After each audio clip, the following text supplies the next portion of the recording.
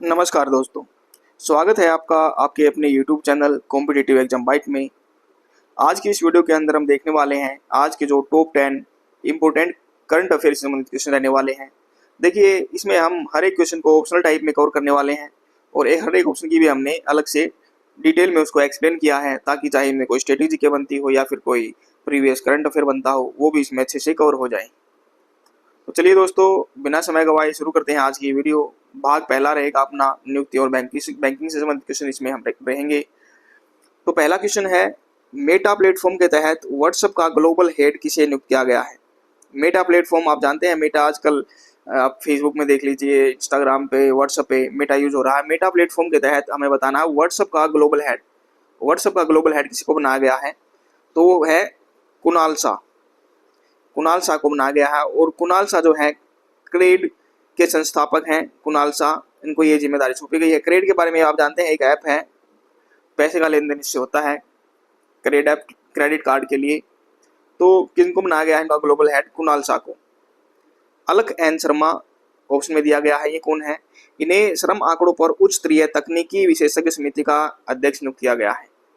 श्रम आंकड़ों की उच्च स्तरीय तकनीकी विशेष समिति का अध्यक्ष को बनाया गया है अलक एन शर्मा। देखिए, काफी बार ये रिपीट होते रहते हैं क्वेश्चन। दिनेश पंत कौन है? भारतीय बीमा विनियामक और विकास प्राधिकरण का सदस्य इनको नियुक्त किया गया है। किसका? भारतीय बीमा विनियामक और विकास प्राधिकरण का सदस्य इनको नियुक्त किया गया है, दिनेश पंत को।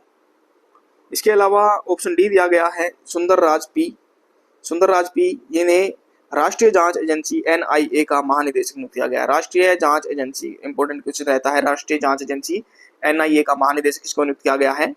सुंदर राज पी को।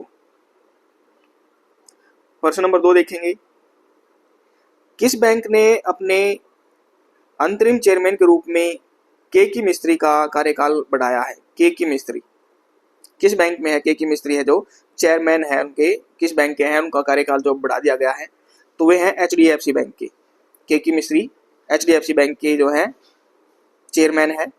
बैंक के कुशल संचालन हेतु के मिस्त्री को अंतरिम चेयरमैन के रूप में सेवा विस्तार दिया गया है। इसके अलावा जो और बैंक उनको भी देख लेते हैं, ICICI बैंक। इस बैंक ने हाल ही में NRI के लिए विशेष UID डेबिट कार्ड लॉन्च किया है। USD डेबिट कार्ड लॉन्च किया है। USD किसने? ICI ने। किसके लिए? NRI के लिए। NRI के लिए विशेष USD डेबिट कार्ड इन्होंने लॉन्च किया है ICICI बैंक ने। Bank of Baroda. इस बैंक ने बोब संवाद नामक बहुभाषी AI प्लेटफॉर्म की शुरुआत की है। कौन सा? बोब संवाद बहुभाषी AI प्लेटफॉर्म है, इसकी शुरुआत किसने की है? बैंक ऑफ बड़ौदा ने। ऑप्शन डी दिया गया है यस बैंक। विनय टोसे ने हाल ही में यहाँ MD और CEO के पदभार को संभाला है। कौन ने? विनय टोसे ने MD और CEO बने हैं। वे किसके? यस बैंक के। भाग 2 में देखेंगे दिवस और साक्षरता से संबंधित क्वेश्चन। प्रश्न नंबर 3 रहेगा हमारा, कूटनीति में अंतर्राष्ट्रीय महिला दिवस international day of women in diplomacy प्रतिवर्ष कब मनाया जाता है? कूटनीति में अंतर्राष्ट्रीय महिला दिवस मनाया जाता है 24 जून को। कब मनाया जाता है? 24 जून को। तो वैश्विक कूटनीति में महिलाओं के योगदान और लैंगिक समानता को बढ़ावा देने के लिए यह दिवस मनाया जाता है। 8 मार्च को कौन सा दिन मनाया जाता है? अंतर्राष्ट्रीय महिला दिवस मनाया जाता है 8 मार्च को। लेकिन जो है कूटनीति में अंतर्राष्ट्रीय महिला दिवस मनाया जाता है 24 जून को, और 8 मार्च के दिन अंतर्राष्ट्रीय महिला दिवस मनाया जाता है। 13 फरवरी को कौन सा दिन मनाया जाता है? इस दिन राष्ट्रीय महिला दिवस मनाया जाता है 13 फरवरी को। 26 जनवरी को मनाया जाता है राष्ट्रीय बालिका दिवस। देखिए, काफी कंफ्यूजिंग करने वाले हैं, वैसे याद रखिए। कूटनीति में हो गया कितना? कूटनीति में देखिए 24 जून को, अंतर्राष्ट्रीय महिला दिवस 8 मार्च को, राष्ट्रीय महिला दिवस 13 फरवरी को और राष्ट्रीय बालिका दिवस 24 जनवरी को।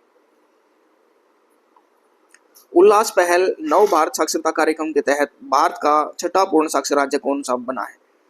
किस पहल के तहत? उल्लास पहल यानी नव भारत साक्षरता कार्यक्रम के तहत भारत का जो है छठा पूर्ण साक्षर राष्ट्र बना है उत्तराखंड। शिक्षा के क्षेत्र में विशेष प्रगति के बाद उत्तराखंड ने यह महत्वपूर्ण उपलब्धि हासिल की है। केरल आप जानते हैं लंबे समय से पूर्ण साक्षरता के मामले में देश में अग्रणी रहा है। हिमाचल प्रदेश राज्य अपने उत्कृष्ट शिक्षा दर और शैक्षणिक प्रयासों के लिए जाना जाता है। गोवा यह राज्य भी उच्च साक्षरता दर वाले राज्य की श्रेणी में आता है, यहाँ की साक्षरता दर भी उच्च है।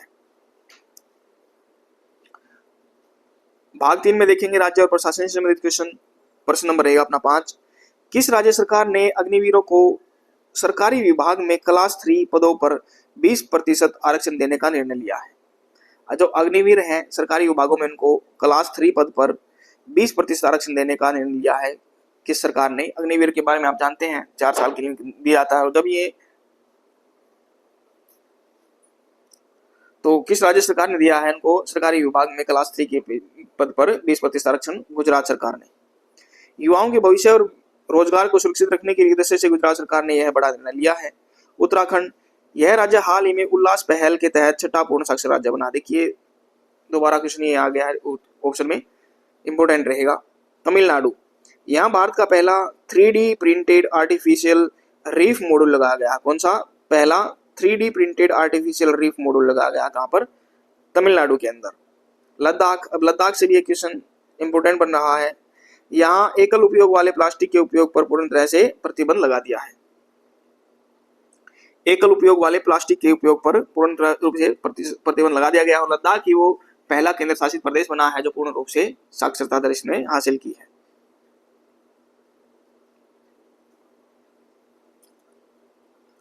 प्रश्न नंबर 6 देखिए, हाल ही में किस केंद्र शासित प्रदेश ने 5 नए जिलों के गठन के साथ कुल जिलों की संख्या 7 हो गई है? किस केंद्र शासित प्रदेश में 5 नए जिले बनाए गए हैं, उनके साथ ही 5 बनते हैं, उनकी संख्या जो है 7 हो गई है? लद्दाख। प्रशासनिक दक्षता को बढ़ाने के लिए जास्कर, द्रास, साम, नुब्रा और चांग जैसे 5 नए जिले बनाए गए हैं। कौन कौन से? जास्कर, द्रास, साम, नुब्रा और चांग, 7 हो गए हैं वहां पर टोटल जिले लद्दाख के अंदर। जम्मू कश्मीर, लद्दाख से अलग होने के बाद यहाँ एक स्वतंत्र केंद्र स्थापित शासित प्रदेश रूप में कार्य कर रहा है। लद्दाख से अलग होने के बाद यह एक स्वतंत्र केंद्र शासित प्रदेश के रूप में कार्य कर रहा है जम्मू कश्मीर। देखिए अलग हो गई थी। दिल्ली दिया गया है, राष्ट्रीय राजधानी क्षेत्र है। एनसीआर जिसमें वर्तमान में कितने जिले हैं? 11 जिले हैं दिल्ली में। पांडुचेरी, यहाँ पर 4 अलग अलग जिलों वाला केंद्र शासित प्रदेश है। यहाँ पर कितने हैं? 4। लद्दाख में कितने हो गए हैं? 7। दिल्ली में कितने हैं? 11। राज्य और खेल से संबंधित क्वेश्चन देखेंगे। प्रश्न नंबर 7 रहेगा, भारत किस देश से नौ सेवानिवृत्त जैगुआर लड़ाकू विमान प्राप्त करेगा? देखिए 9 सेवानिवृत्त हैं जैगुआर लड़ाकू विमान, किस देश से प्राप्त करेगा? ब्रिटेन, यूके से। रक्षा दक्षताओं की और अधिक मजबूत बनाने के लिए भारत और ब्रिटेन के बीच में यह महत्वपूर्ण समझौता हुआ है। कितने? 9 जैगुआर लड़ाकू विमान। रूस, भारत पारंपरिक रूप से रूस से लड़ाकू विमानों के कल पुर्जे प्राप्त करता रहा है। फ्रांस, भारत ने हाल ही के वर्षों में राफेल विमानों का आयात फ्रांस से किया है। राफेल विमान मंगवाए गए हैं फ्रांस से। ऑप्शन डी दिया गया है अमेरिका। अमेरिका भारत का एक रणनीतिक रक्षा भागीदार है जिससे विमान तकनीकी साझा की जाती रही है। प्रश्न नंबर 8 देखेंगे, हाल ही में 7वां वायुसेना Arjun Singh memorial hockey tournament किस शहर में शुरू हुआ है? कौन सा 7वें नंबर का रहेगा? वायुसेना Arjun Singh memorial hockey tournament Bengaluru में ये शुरू हुआ है। इस टूर्नामेंट का भव्य आयोजन बेंगलुरु शहर में किया जा रहा है। नई दिल्ली, यह देश की राजधानी है जहां अनेक राष्ट्रीय खेल का आयोजन होता रहता है। अहमदाबाद, यहाँ आगामी पहली विश्व योगासन चैंपियनशिप 2026 का आयोजन निर्धारित है। कौन सी? ये इंपोर्टेंट रहेगा, पहली विश्व योगासन चैंपियनशिप 2026। देहरादून दिया गया है एक ऑप्शन में। देहरादून उत्तराखंड की राजधानी आप सभी जानते हैं। यहाँ शिक्षा संबंधी प्रमुख कार्यक्रम आयोजित होते हैं। अब देखेंगे प्रश्न number 9, best male athlete of the year 2026 के पुरस्कार से किसे सम्मानित किया गया है? Best male athlete of the year, best male athlete of the year 2026 के पुरस्कार से सम्मानित किया गया नीरज चोपड़ा को। भाला फेंक, जेवलिन थ्रोअर हैं, हरियाणा से रिलेट करते हैं। वैश्विक स्तर पर खेल में उनके असाधारण और अनुकरणीय प्रदर्शन के लिए उन्हें यह सम्मान मिला है। लियोनल मेसी, इन्हें princess of Asturias sports award प्राप्त करने वाले पहले फुटबॉल खिलाड़ी के रूप में जाना जाता है। कौन सा अवार्ड पहले फुटबॉल खिलाड़ी के रूप में प्राप्त हुआ है लियोनल मेसी को? Princess of Asturias sports award. Gautam Dey, Gautam Dey कौन है? इन्हें जीव विज्ञान में के क्षेत्र में उनके योगदान के लिए AMBO गोल्ड मेडल 2026 दिया गया है। कौन सा? AMBO गोल्ड मेडल 2026 को दिया गया है गौतम डे, जीव विज्ञान के क्षेत्र में इनके योगदान के लिए इसको ये दिया गया है। ऑप्शन डी दिया गया है सूरज प्रसाद, इन्हें भारतीय नौसेना में उत्कृष्ट सेवा के लिए शौर्य चक्र से सम्मानित किया गया। शौर्य चक्र किनको मिला है? सूरज प्रसाद को, भारतीय नौसेना में है ये। अर्थव्यवस्था से संबंधित क्वेश्चन देखेंगे। लास्ट क्वेश्चन रहेगा अपना प्रश्न number 10। Chennai petroleum corporation limited Bharat की कौन से नंबर की नॉर्थन कंपनी है?